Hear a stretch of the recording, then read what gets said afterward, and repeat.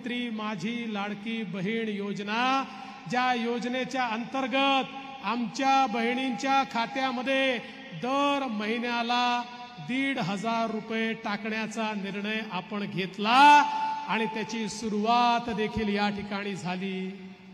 तुम्हाला सांगतो बहिणींनो, हा निर्णय घेतला ना, सभागृहामध्ये विरोधी पक्षाचे लोक उभे राहायचे आणि म्हणायचे फसवणूक करताय, पैसे देता येणार नाही, तुम्ही देणार नाही, हे पोचणार नाही, हे खोटं आहे, ही लाच आहे।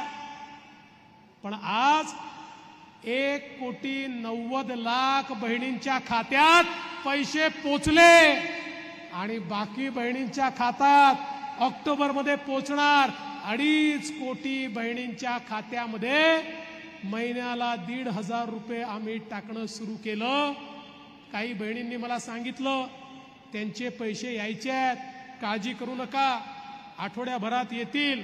फक्त एकच माझी विनंती आहे, जिल्हाधिकाऱ्यांना विनंती आहे की जवळपास आपल्या नगर जिल्ह्यामध्ये 1.5 लाख महिला अशा आहेत की ज्यांचे योजना तर पास झाली आहे, पण त्यांचं जे खातं आहे त्या खात्याचं KYC झालेलं नाही आहे आणि म्हणून त्या खात्यात पैसे चालले नाही आहेत।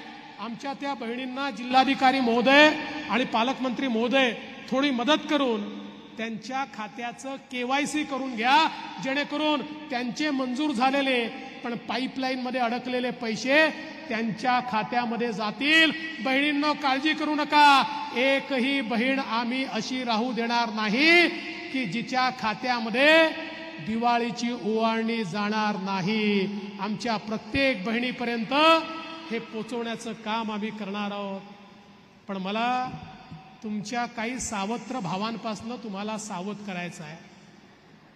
आपल्याला कल्पना आहे ही योजना आम्ही सुरू केल्यानंतर काही सावत्र भाऊ त्यांच्या पोटात दुखायला लागलं आणि मग नाना पटोलेजी आमचे काँग्रेसचे अध्यक्ष, त्यांचे निवडणूक प्रमुख अनिल वडपल्लीवार हे उच्च न्यायालयामध्ये गेले, हायकोर्टमध्ये गेले आहेत आणि हायकोर्टात त्यांनी सांगितलं आहे लाडकी बहीण योजना, मोफत शिक्षणाची योजना, गुलाबी ऑटोची योजना, या सगळ्या मोफत सिलेंडरची योजना, म्हणाले या सगळ्या योजना पैशाचा अपव्यय आहे, पैशाचा चुराडा आहे, त्यामुळे या सगळ्या योजना स्थगित करा, अशा प्रकारची मागणी त्यांनी त्या ठिकाणी केली।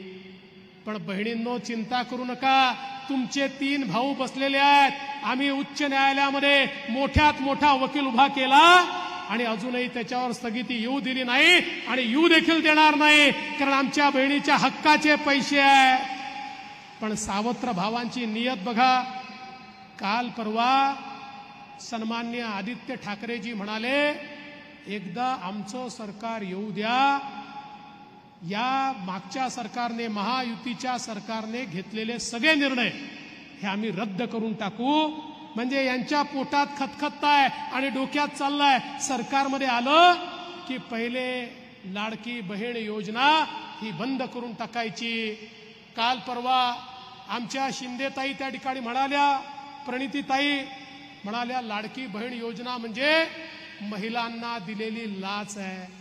अरे काही बोलताना शरम करा, या आपल्या बहिणी आहेत, हा काय पैसा कोणाच्या बापाचा पैसा आहे? हा पैसा सरकारचा पैसा म्हणजे जनतेचा पैसा आहे। जर जनतेचा पैसा, बहिणींचा पैसा त्यांच्या खात्यामध्ये आम्ही टाकतोय तर आमच्या बहिणींना लाचखोर म्हणण्याचा अधिकार कोणाला आहे का? सांगा, आहे का कोणाला अधिकार? नाही ना। मग या ठिकाणी अशा प्रकारचे वक्तव्य हे करतात। एक नेते म्हणाले की या ठिकाणी 1500 रुपयात काय होतं? मी त्यांना सवाल विचारला, तुम्ही तर 40 वर्ष राज्य केलं, फुटकी कवडी बहिणींना दिली नाही। अरे सोन्याचा चमचा तोंडामध्ये घेऊन जन्माला येणाऱ्या लोकांना 1500 रुपयाचं मोल समजू शकत नाही। जी माझी भगिनी महिन्याच्या शेवटी हिशोबाला बसते आणि हिशोबाचा मेळ लागत नाही, म्हणून आता काय आपण कमी करायचं, कुठला खर्च कमी करायचा याचा विचार करते। त्या माझ्या भगिनीला माहिती आहे 1500 रुपयाचं मोल काय आहे। जी माझी भगिनी रोज शेतीमध्ये राबायला जाते, त्या ठिकाणी आपल्या हाडाचं काळं करते, आपल्या रक्ताचं पाणी करते, त्या माझ्या भगिनीला माहिती आहे। आणि वाढीव पद्धतीनं ही योजना आम्ही सुरूच ठेवणार आहोत, हे देखील या निमित्ताने मी सांगतो. भगिनींनो, आज आपल्याला माहिती आहे आपल्या सरकारने शेतकऱ्यांकरता महत्वाचा निर्णय घेतला. शेतकरी जो आमचा पाठीचा कणा आहे, त्या शेतकऱ्याकरता आपल्या सरकारनं निर्णय घेतला. आता शेतकऱ्याला विजेचं बिल, शेती पंपाचं बिल किती येणार माहितीये? 0 बिल, 0. 1 पैसाही शेतीच्या वीज बिलापोटी द्यावा लागणार नाही. शेतकऱ्याच्या कृषी पंपाचं बिल आपण रद्द केलेलं आहे. आणि एवढंच नाही तर आता आपण 12,000 मेगावॅटचे कृषी फीडर हे सोलरवर टाकले आहेत. 18 महिने, 20 महिने, 22 महिने त्याला लागतील. त्यानंतर आमच्या शेतकऱ्याला 365 दिवस दिवसाची वीज आम्ही त्या ठिकाणी देऊ. त्याला रात्री काम करण्याकरता शेतीमध्ये जावं लागणार नाही. अशा प्रकारची व्यवस्था आपण या ठिकाणी उभी केली आहे. आज 1 रुपयातला पीक विमा शेतकऱ्यांना दिला. 8,000 कोटी रुपये पीक विम्यापोटी शेतकऱ्यांच्या खात्यामध्ये आपण देतो. माननीय मोदीजी शेतकऱ्यांना 6,000 रुपये देतात. आपणही 6,000 रुपये देणं सुरू केलं. आमच्या शेतकऱ्यांना त्यांच्या खात्यामध्ये वर्षाला 12,000 रुपये आपण या ठिकाणी देतो. आणि एवढंच नाही तर वेगवेगळ्या योजनांच्या माध्यमातून शेतकऱ्यांना दिलासा देण्याचा आपला प्रयत्न आहे. एकीकडे आपल्या केंद्र सरकारने कांद्याला त्या ठिकाणी निर्यात मुक्त केलाय. कांद्याचे भाव वाढले पाहिजे हा आपला प्रयत्न आहे. कापूस असेल, सोयाबीन असेल, ऊस असेल, शेतकऱ्याच्या शेतमालाला भाव देत आमच्या शेतकऱ्याचं कल्याण करण्याचा प्रयत्न आज आपण या ठिकाणी करतो. मला अतिशय आनंद आहे. एकीकडे या नगर जिल्ह्यातला मी आपला जास्त वेळ घेणार नाही.